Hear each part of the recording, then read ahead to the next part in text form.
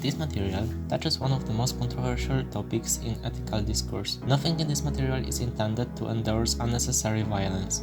I do hate violence, but I cannot rationally exclude it from my worldview with the adopted system of values. The torture device is a last resort and only allowed to be used if more torture is then prevented. Violence has always existed.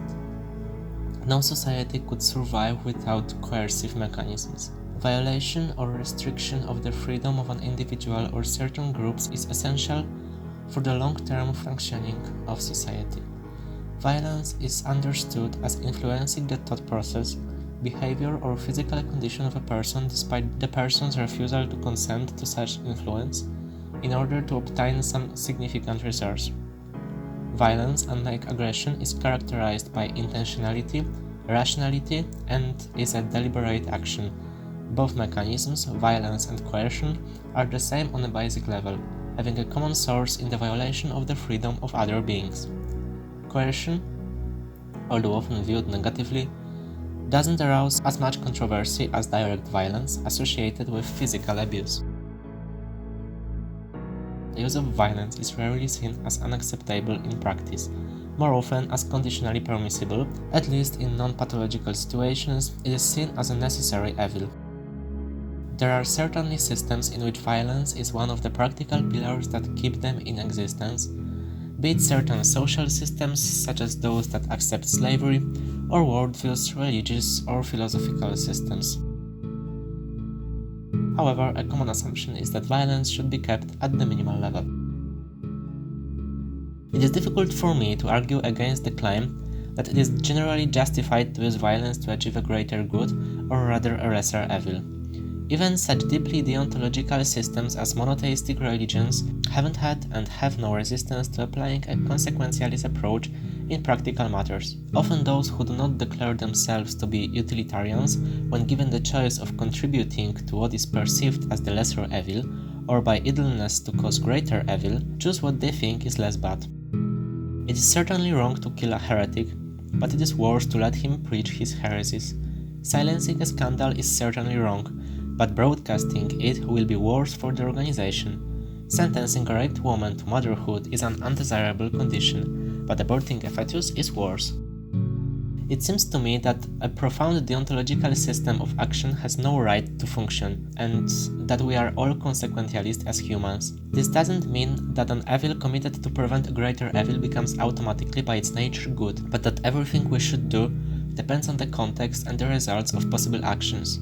Apart from the completely unnecessary element of personal condemnation of the guilty or the exaltation of the deserved, in the absence of free will, all deontology has to offer is the psychological comfort that I do not have to, because it is wrong, do terrible things to prevent the more terrible. Practical deontology should, in my opinion, come down to giving up all evil deeds. Suppose you are a deontology surgeon commuting for an emergency operation, and you know a patient has a 70% chance of dying if you don't stay within speed. Saving a patient involves increasing the chance of a fatal car accident to 2%. Both options are wrong in your opinion, but you decide to increase the chances of the accident to save a patient. Should you do that? I believe that assuming deontology, no. You shouldn't do anything wrong. Endangering others' lives or homicide is never justified. But is it really? In practice, there is a belief that it is justified in defense of the country, in self-defense, or in defense of any greater value. Isn't that consequentialism? Does the end then not justify the means to a degree that requires their conditional use? If you're going to torture one man in virtual hell to save 15 people from torture, should you do it? A non-consequentialist theist should, in my opinion, await a miracle. God will not allow the innocent to suffer. It is for sure more comfortable to know it wouldn't be morally permissible to torture anyone, so we don't have to. But another phenomenon stands out more clearly here. The human psyche under ordinary conditions will at least have a problem in recognizing such a transaction as permissible, not because the amount of suffering we will cause without torture, but by the amount of suffering we will cause ourselves by performing terrible actions. The vision of a burdened conscience doesn't allow normal functioning after such trauma. That's why we would like to know we cannot torture. But is this any strong argument? Sometimes I get the impression that the differences in approaches in similar cases are focused on nomenclature. It is wrong to torture one to prevent torture of many. It still has to be done, but it is always wrong. And it is good to torture one to prevent torture of many. It is good because it prevents greater evil. I do not find such a distinction between right and wrong useful. I do not care whether the act is described as always bad or sometimes good. The only thing that interests me is whether any action should be taken or not. Certainly, there would be many who do not identify themselves with consequentialism, who in the described scenario would answer that they should torture an innocent. Let's go back to the example. We assume that there is no other option that described in the thought experiment plus divine intervention, and all the suffering experienced unless we choose to torture is pointless. For 1/15 of suffering, we can spare 15 innocent lives.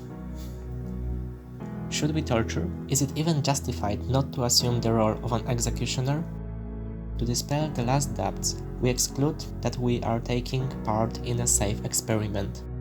There are no holograms or abrupt termination of experiments for the sake of the mental health of volunteers. In a hypothetical situation, you have to hurt one person, or else others will be excruciatingly tortured. What rational argument is persuasive enough to refuse to inflict suffering?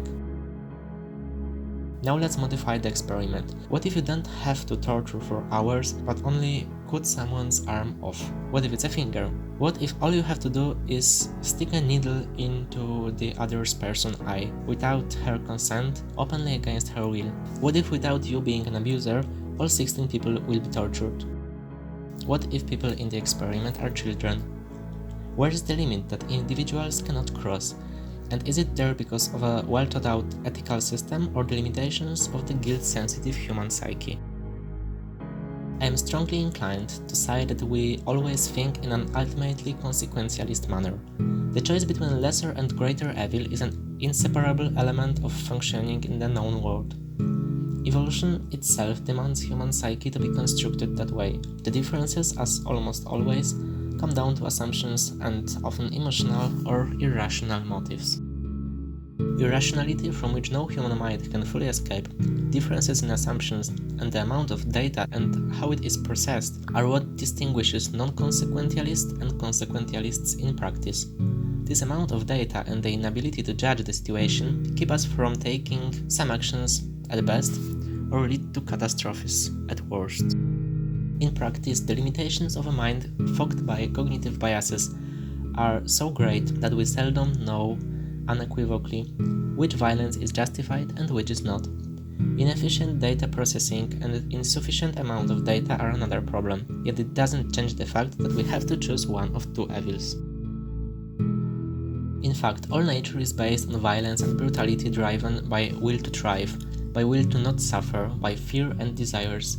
The future of any living organism will contain suffering and horrors. Even if we accept that positive values exist, nature itself never even tried to approach a state in which suffering is not a useful and pervasive mechanism for delaying death for a fraction of the greater unfortunates, killing the rest before they pass their genes.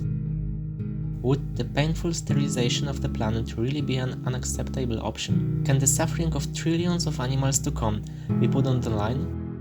Is it any less real because of the fact that it is not there yet, even if it will be here for sure if we do not prevent it? Does stopping more suffering suddenly become less real?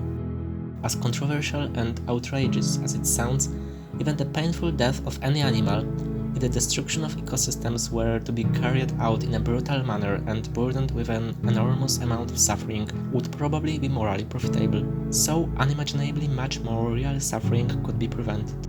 It would certainly have to be considered if there were no alternatives. Animal life, however, could theoretically be stopped thanks to advanced technologies in a much less brutal way. Most of us will agree that suffering is bad in some form and that in some sense it is good to prevent it, even at the cost of lesser suffering. But at the cost of death?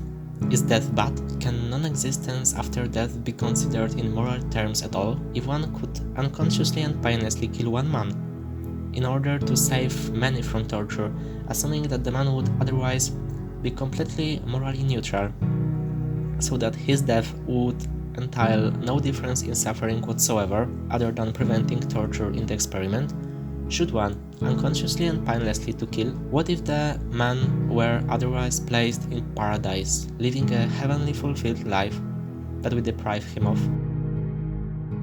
I believe that non-existence can in no way be a harm, and I present this view in an abridged version in the next material.